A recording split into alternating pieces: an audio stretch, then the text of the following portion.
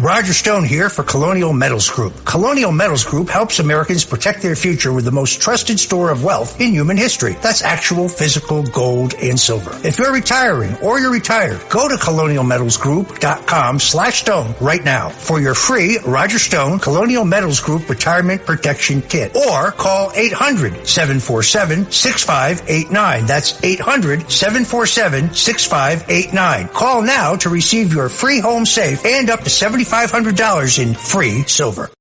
It's a common sense recap of the big stories. It's Katz and Cosby on 77 WABC.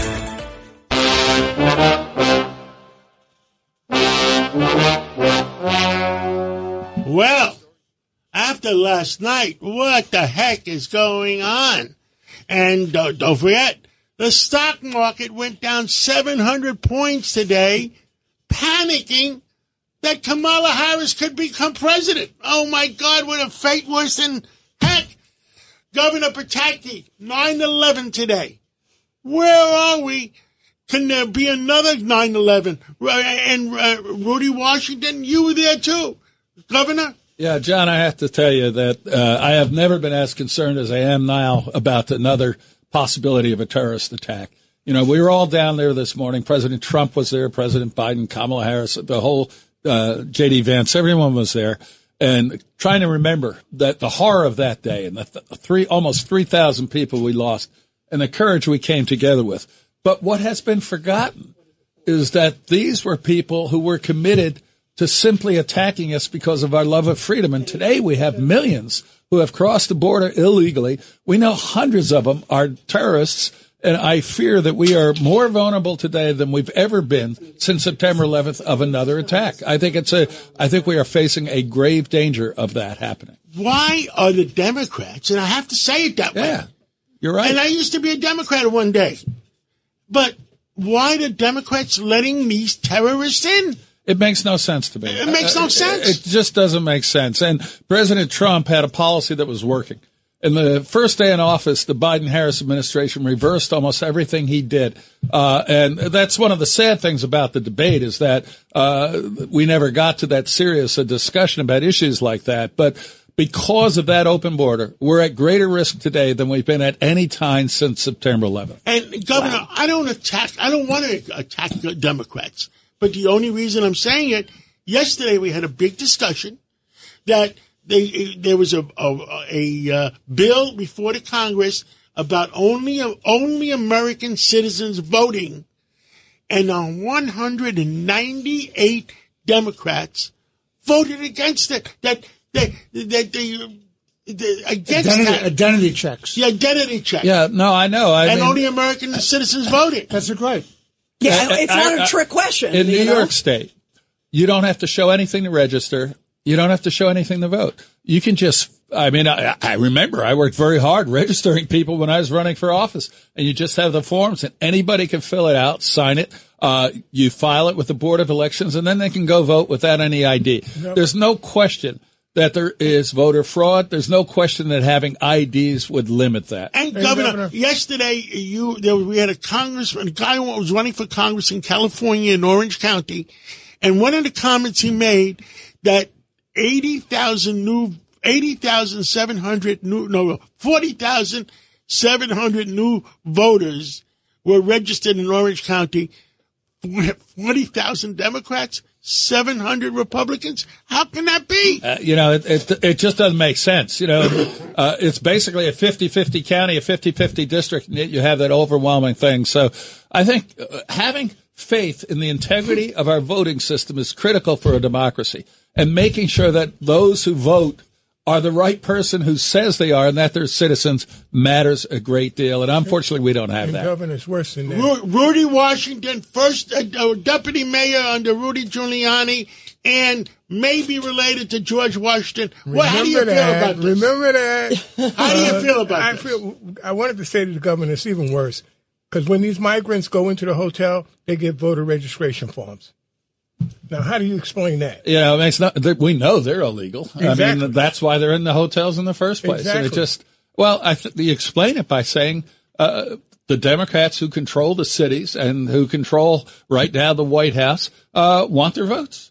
And that shouldn't be the case. You should want the votes of American citizens, period. Absolutely. Judge Weinberg. It's a federal crime to vote in a federal election unless you're a citizen. And so why is it so hard to verify whether a person's a citizen or not by having identification? What's the big deal? Why is that discriminatory? Right. It's ridiculous. You know, the other thing, too, in the debate last night, you guys, as we're talking about this, I thought it was a disgrace that Kamala Harris was not pressed on her issues about saying she wants to open up the detention centers. She's talked about defunding ICE, defunding the police. She got a pass, and these are such serious issues, Governor Pataki. She got a pass on so much. And, people are asking me who won the debate last night.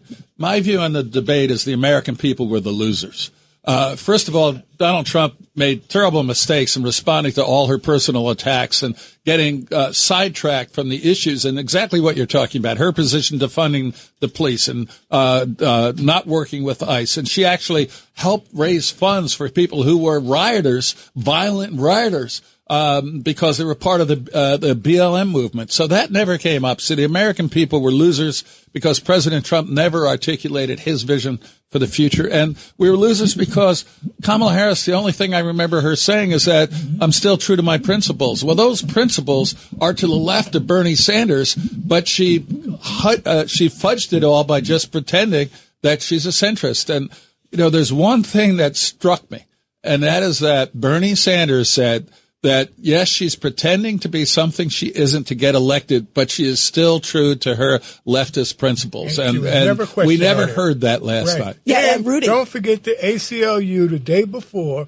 They found where the ACLU had given a questionnaire, and she endorsed all of those crazy ideas. She endorsed, transgender changes within prisons. And we all know once you go through that change. At taxpayer expense, you're on medication the rest of your life. She endorsed legalizing all drugs, fentanyl and all. It's all in.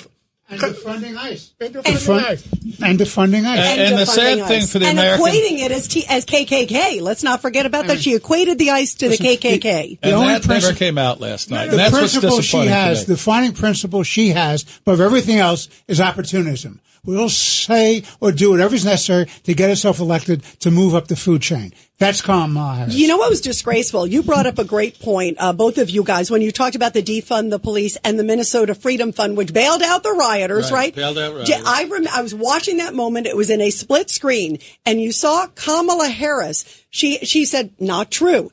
And nobody questioned her on it. She literally lied to the American public, and it was an easy thing, to your point, Rudy, that they could have checked. Go ahead. There were so many things like that. The opening line of her presentation was, President Trump is going to impose a 20% sales tax on all Americans. President Trump has never proposed a sales tax of any type on the American people, and yet she was never challenged on that either. She should have been challenged on so much, but they let it pass. And the moderators, Governor Nostrum, as the governor, you know what Governor Nostrum said. Set the baby on the side, and we'll discuss it, whether to kill it or not. Yeah. And she said, nobody kill babies in this country. Well, absolutely. That happened in Virginia. And unless I'm wrong in what I read, Governor Walz, vice presidential candidate Walz, signed a bill saying if a baby is born alive because of a botched abortion, there is no obligation to care for that child. And it's just incredible to me that none of this was brought out successfully last night. I agree. And you know what was disgraceful, you guys? At 9:40, we were live where John and I were all covering the debate.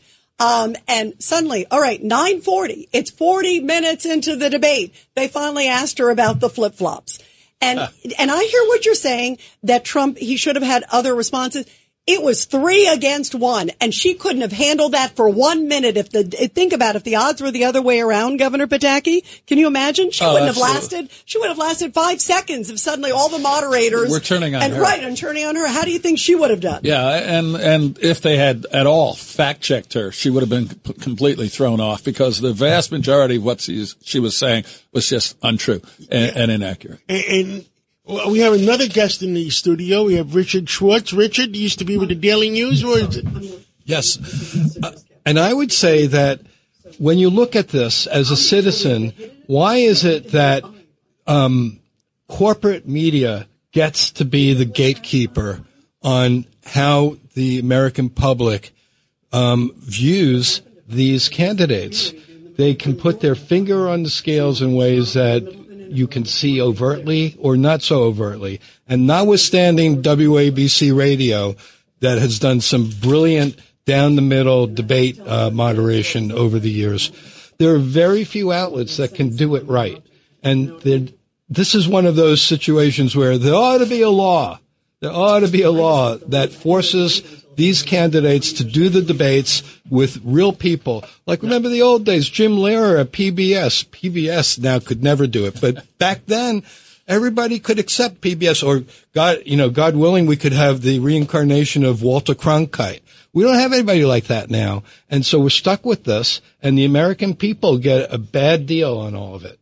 Governor Pataki, you're on a tight schedule today because of 9/11. What else would you like to say? Well, just tonight, the Pataki Center is holding a little get-together, and again, we're honoring people who have helped with Ground Zero. Jane Rosenthal, who created, along with Robert De Niro, the Tribeca Film Festival that has been so beneficial to Lower Manhattan. Bernadette Castro, who's done all the parks, including the Hudson River Park, that has been so effective. And then Liev Schreiber, the great actor who has been helping with humanitarian aid in Ukraine, and Andy Sabin, who also has been helping with humanitarian aid in Ukraine. So there'll be a couple of hundred of us who worked so hard, so closely together in September 11th and in the weeks and months after that to just reminisce and then honor those who have done so much. Well, Governor Pataki, thank you, and I'll see you later on in your cocktail party tonight. And we'll always remember 9/11. And let me tell you something: we are in danger of another 9/11.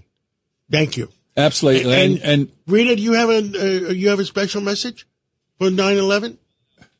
Yeah, yes, we do. And in fact, let me just read this too, because of course, this is a very important thing and obviously near and dear to Governor Pataki's heart.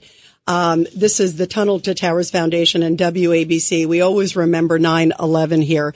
And born from the tragedy of 9/11, the Tunnel to Towers Foundation has been honoring America's heroes ever since.